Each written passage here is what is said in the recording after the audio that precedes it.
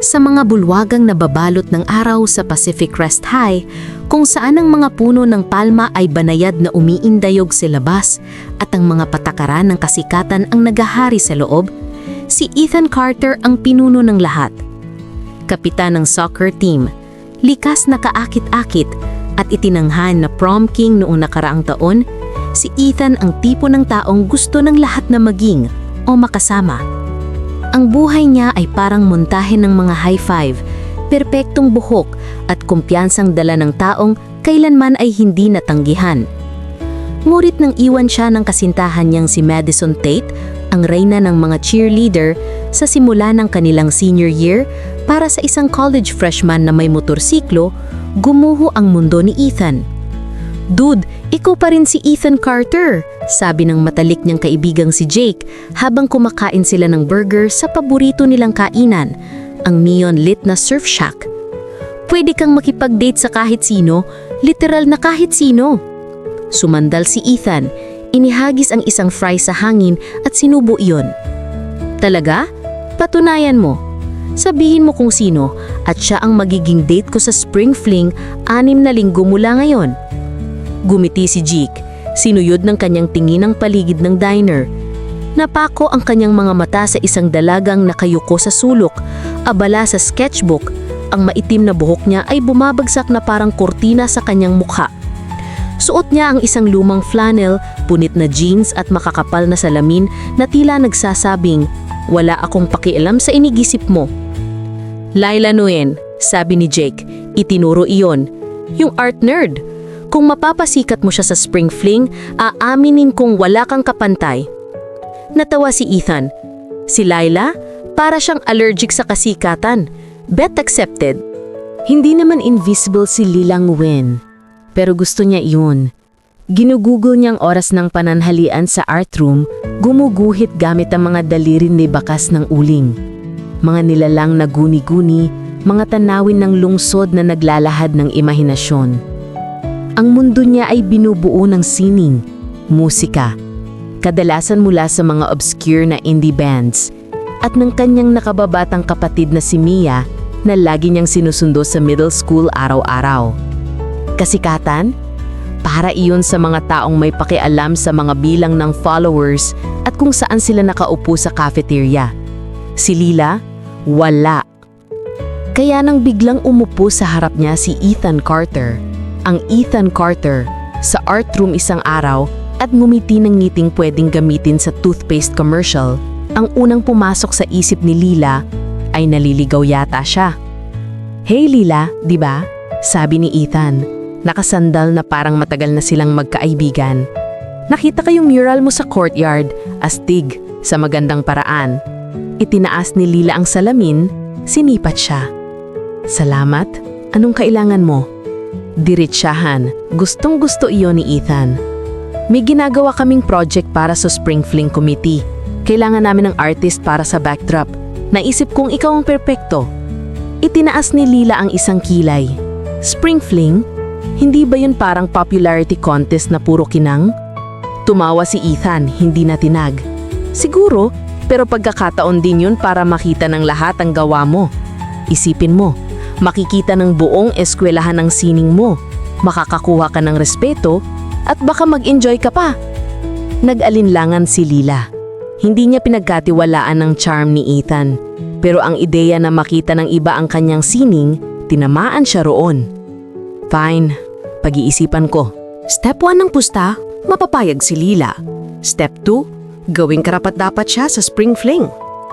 Hindi inakala ni Ethan na magiging mahirap ito. Isang bagong wardrobe, ilang social tips, at ang likas niyang karisma, sapat na siguro.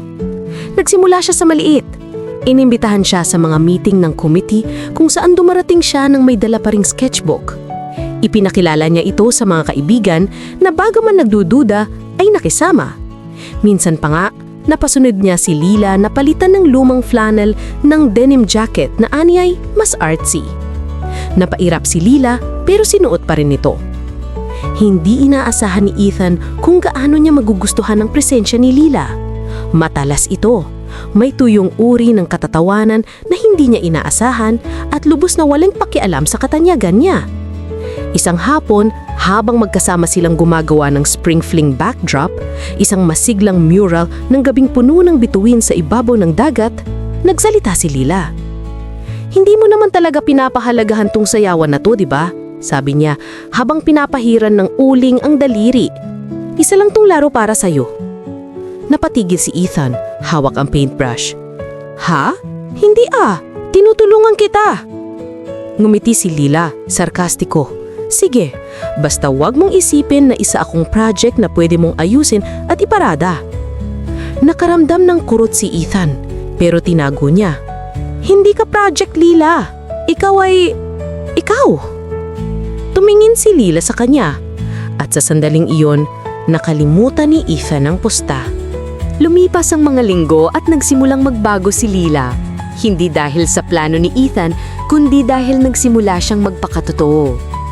Sumama siya sa barkada ni Ethan sa surf shack isang gabi, nakikipagsabayan ng banat kay Jake at tumatawa sa sobrang sablay na karaoke ni Ethan.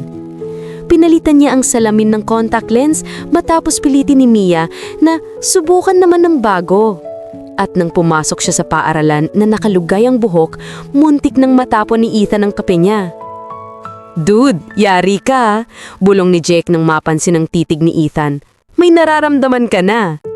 "Hindi tanggi ni Ethan, pero kakaibang tibok ng puso niya. Parang sinasabi nitong, tama si Jake. Samantala, si Lila naman ay naguguluhan din. Dapat ay isa lang si Ethan sa mga mababaw na jock. Pero nakikinig ito tuwing pinag-uusapan niyang kanyang sining, naaalalang mga paborito niyang banda, at minsang tinulungan pa si Mia sa math homework nang mahuli si Lila ng sundo. Hindi siya ganito sa inaasahan ni Lila, at yun ang kinakatakutan niya. Matagal niyang itinayo ang mga pader para protektahan ang sarili sa mga tulad niya. Isang gabi, habang sabay silang nagkakabit ng mga fairy lights para sa setup ng sayawan, biglang nagsalika si Ethan. "Alam mo, sikit ka na rin naman, Lila Nuguen. Hindi mo kailangan nito." Itinuro niya ang mga dekorasyon para patunayan. Namulang pisngi ni Lila. "Hindi ka rin masama, Carter, para sa isang soccer bro." Ngumiti si Ethan, lumapit ng bahagya. "Compliment ba yan?" "Huwag kang mag-assume," sagot ni Lila. "Pero baka sa ngiti niya ang totoo." Ngunit noong bisperas ng spring fling, bumagsak ang lahat. Sa isang party sa bahay ni Jake, narinig ni Lila ang tawanan ng mga lalaki. Pinag-uusapan nila ang pusta ni Ethan na gawing prom queen ng art nerd. Parang may tumama sa kanya. Hinarap niya si Ethan sa likod bahay. Nagliliyab ang mga mata. "Totoo ba?" Mariin niyang tanong.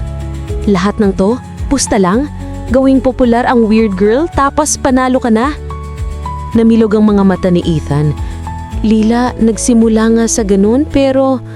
"Wala nang pero," putol ni Lila, namumuo ang luha. "Nagtiwala ako sa'yo. Akala ko nakita mo ako, hindi yung proyektong aayusin mo." "Lila, nakikita kita. Hindi ka project. Ikaw ay kamangha-mangha. Hindi ko sinasadyang maramdaman to pero totoo to." Umiling si Lila, umatras. "Tapos na, Ethan. Mag-enjoy ka sa sayawan mo." Iniwan niya ito at ramdam ni Ethan na siya ang pinakabobong tao sa mundo. Dumating ang gabi ng spring fling. Isang kislap ng mga ilaw, musika at kasiyahan. Ang mural ni Lila ang naging sentro. Isang nakamamanghang kasasanib ng mga bituin at alon, dahilan upang sambitin ng lahat ang kanyang pangalan. Ngunit wala si Lila. Nakatayo si Ethan, naka-blazer katabi ng mural, hindi pinapansin ng mga kindat ni Madison at ng mga cheerleader. Ang nasa isip lang niya ay si Lila. Natagpuan niya ito kinagabihan sa surf shack. Mag-isa, muling nakayuko sa sketchbook. Lumapit si Ethan, umupo sa tapat niya, gaya ng unang araw. "Lila, patawarin mo ko," sabi niya garal-galang boses. "Tanga ang pusta, at mas tanga ako dahil pumayag ako. Pero lahat ng sumunod, totoo lahat yun. Totoo ka, at ako ang tanga dahil ngayon ko lang nakita." Tumingin si Lila, malamig pa rin ang mukha. "Bakit kita paniniwalaan?" "Kasi heto ko, nakaupo rito, mukhang tanga sa suot kong suit at nakikiusap na bigyan mo ako ng isa pang pagkakataon. Sabi niya may maliit na ngiti. At kasi pinakinggan ko yung mga weird mong indie bands at okay? Maganda pala talaga. Napatawa si Lila kahit papano. Pinunasan ng luha. Nakakatawa ka? Siguro, sabi ni Ethan lumapit ng kaunti. Pero nakakatawa ko para sa'yo. Tinitigan siya ni Lila at unti-unting gumuho ang mga pader. Isang kondisyon. Sabi niya, wala nang pustahan. Kailanman. Deal, sagot ni Ethan sabay ngiti na kayang pasindi ng buong diner. 6 na buwan ang lumipas, magkasama pa rin sina Ethan at Lila, patuloy na ginagalugad ang kaguluhan ng senior year. Ang sining ni Lila ay itinampok sa isang lokal na gallery at si Ethan ang pinakamalakas na sumigaw sa pagbubukas nito. Ipinagpalit niya ang ilan sa kanyang swagger sa mga gabing magkasamang nagdo-drawing at si Lila naman ay dumalo sa ilang laro niya habang nag-i-sketch sa bleachers. Hindi sila perpekto. Patuloy pa rin ang pag-ikot ng mga mata ni Lila sa mga cheesy lines ni Ethan at tinutukso pa rin siya nito sa mga daliring may uling. Pero totoo sila at sapat na iyon. Tungkol sa pusta, hindi na pinatigil ni Jake si Ethan sa kakabanggit nito pero wala na siyang pakialam dahil higit pa sa laro ang napanalunan niya. Si Lila Nguyen, eksakto kung sino siya.